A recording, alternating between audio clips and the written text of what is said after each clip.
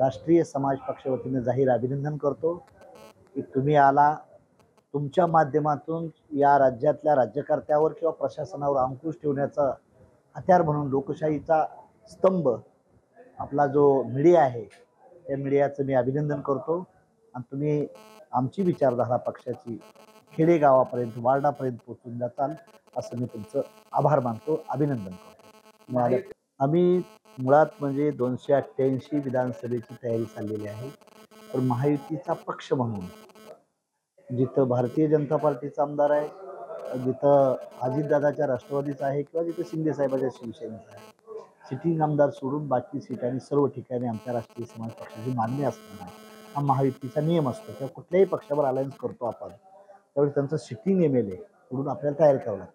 त्या दृष्टीनं आम्ही 288 विधानसभेची तयारी करतो. काही ठिकाणी आमच्या मित्रपक्षांना फायदा होईल, काही ठिकाणी मित्रपक्षाचा आम्हाला फायदा होईल.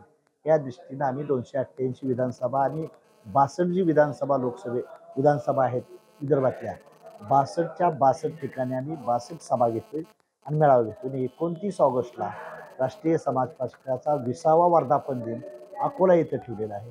तर तिथं कमीत कमी 50,000 गॅदरिंग होईल अशी अपेक्षा आमची चालली आहे. आणि कमीत कमी 50 जागा माहितीला मागतोय. देवेंद्र फडणवीस साहेब असतील, अजितदादा असतील किंवा एकनाथ शिंदे साहेब असतील, माहितीचा राष्ट्रीय समाज पक्ष म्हणून कमीत कमी 50 विधानसभा जागा त्यांनी मिळाव्यात ही आमची अपेक्षा आहे मित्रपक्ष.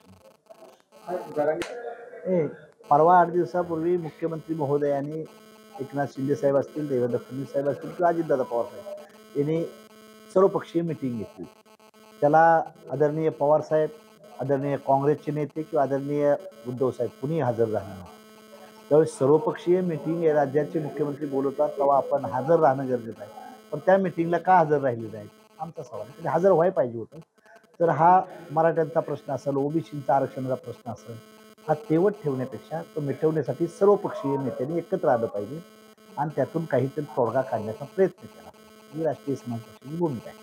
पुढील आम्ही काय केलंय की माहितीच्या नेत्यांना मी त्यावेळेस सांगितलं होतं की स्थानिक स्वराज्य संस्थेत छोट्या छोट्या कार्यकर्त्याला संधी मिळते नगरसेवक व्हायची, जिल्हा परिषद, आणि त्या पक्षाची किंमत कळते किती आपली ताकद आहे. त्यामुळे स्थानिक स्वराज्य संस्थेत काय अलायन्सची भाषा करायची काही गरज नाही.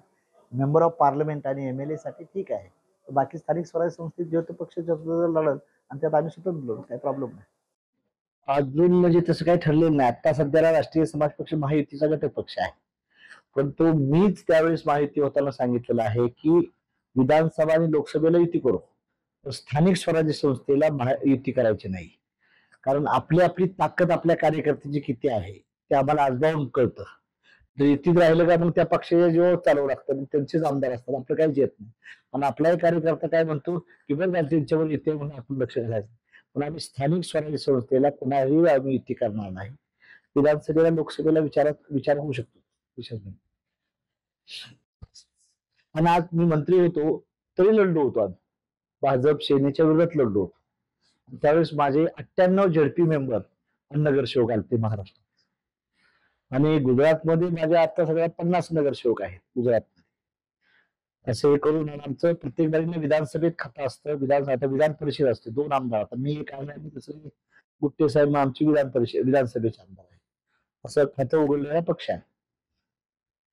नाही करणार तर स्वतंत्र तयारी करावी लागेल. सर्व 288 तयारी करतोय आम्ही.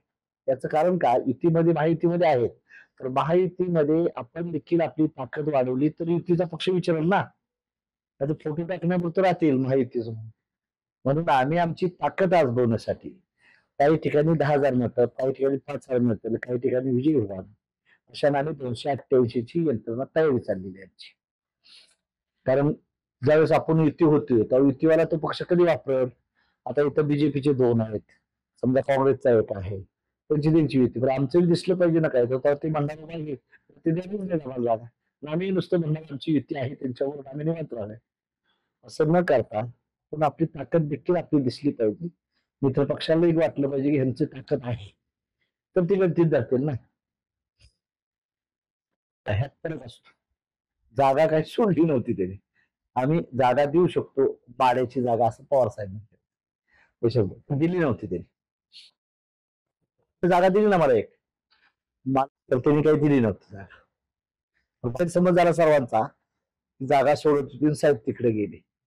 म्हणून साठी मी म्हणतोय पवार साहेब मोठे नेते आहेत, पण त्यांनी कॉन्फिडेंटली कुठल्या मिटिंगला आम्हाला एनडीएच्या बोलवलं नव्हतं रीतसर. तसं ह्यांनी जसं रीतसर बोललो होतं त्यांनी बोलवलं नव्हतं ना. आता एक लक्षात ठेवा, प्रत्येकाला प्रत्येकाची ताकद वाढवण्याचा अधिकार आहे आणि वाढवलंच पाहिजे. आज काय म्हणतात, अजितदादाची सेपरेट तयारी चालली, शिंदे साहेबांची स्पेशल चालली, बीजेपीची तर स्पेशल चालू आहे. मग आम्ही बी आमचं स्पेशल करत गेलं पाहिजे. नंतर पर्यंत होतं ना, इलेक्शनच्या अगोदर युत्या कधी होतात, 10 मिनिटात होतात. त्याला आताच कशाला तयारी करायचं. त्यामुळे राज ठाकरे साहेबांचे देखील 14 आमदार होते ना, त्यांची ताकद आहे. त्यामुळे त्यांनाही वाटत असेल की आपण आज जर म्हणलं आपण युतीत घ्या, तर मग राज ठाकरेला 1 जागा आणि मला 2 जागा मिळते त्या महायुतीत. म्हणजे त्यांचाही काय राजू पाटील आणि माझा गुट्टे आणि मी त्यामुळे आम्हाला आमची ताकद वाढवण्यासाठी ते जर पक्ष काढलाय म्हणजे प्रत्येकाला वाटतं ना आपली ताकद थोडी वाढली पाहिजे, आपल्याला बार्गेनिंग कॅपॅसिटी वाढली पाहिजे, असं असतं ना. परवा 8 दिवसापूर्वी ज्यावेळेस सर्वपक्षीय मिटिंग झाली तेव्हा मी स्वतः हजर होतो. पण त्यावेळेस आदरणीय पवार साहेब, आदरणीय उद्धव साहेब आणि काँग्रेसचा नेता कुणीही आला नाही. त्यावेळेस भारतीय जनता पार्टी, अजितदादा, शिंदे साहेब, RPI, नंतर बाळासाहेब आंबेडकर, मनसेचा प्रतिनिधी होता. सर्व पक्षाचं महाराष्ट्रात जेवढे पक्ष आहेत त्या पक्षाचे सर्व प्रतिनिधी, BSPचाही प्रतिनिधी होता. फक्त पवार साहेबांचा नव्हता कोण, आणि काँग्रेसचा बी नव्हता, आणि आपले उद्धव साहेबांचा नव्हता. त्यांनी तुम्ही यायला पाहिजे होतं. विशेष म्हणजे मराठा समाजाच्या त्या मराठा ओबीसी वाद चालला होता, त्या वादावर मिटवायसाठी पवार साहेबांसारख्या मोठ्या माणसांना हजर राहायला पाहिजे होतं. मला वाटतं ते काल नाही काही समजलं नाही, ठिकाणी यायला पाहिजे होतं. तुका माहिती आहे उतारलं पाहिजे, असं बाहेर राहून बंदूक मारून उतारलं पाहिजे. मी त्यांचं स्वागत करतो, त्यांनी उतरावं. काय होतंय, आपण बाहेर बोलण्यापेक्षा आपण देशात चाललं पाहिजे, त्यांनी उतारलं पाहिजे. आणि त्यांचं प्रत्येकाला प्रत्येकाचा अधिकार आहे लोकशाहीच्या मध्ये, उतारलं पाहिजे. त्याच्याबद्दल अभिप्राय देणं योग्य नाही, कारण माझ्या पक्षात सर्व ब्राह्मण बी आहेत, मराठा बी आहेत, दलित आहे, मुसलमान. ते बाळासाहेब काय म्हणतात तू माझं नाही, माझ्या पक्षाचं काय ते मला विचार. त्यांच्याबद्दल मी कशाला त्यांच्या त्यांचं वैयक्तिक मत असेल काय असेल त्याबद्दल मी I am not talking about that subject.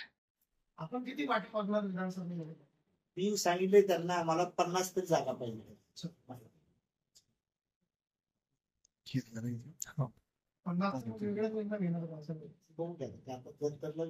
शेवटच्या 2 दिवसात एक दिवस असते, तोपर्यंत पक्ष 288 तयारी चालू. 288 काही ठिकाणी आम्हाला 5,000 पडते, काही ठिकाणी 10,000 पडते. आमचे काही 10-12 आमदार निवडून येतील.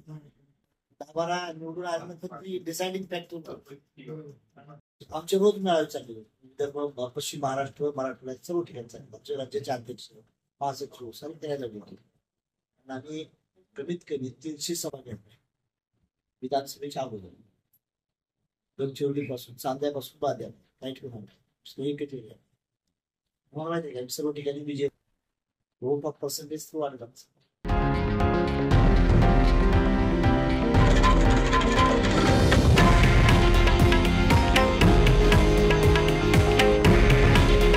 हे आहे देशातील नंबर 1 न्यूज नेटवर्क आणि आपण पाहत आहात TV9 मराठी.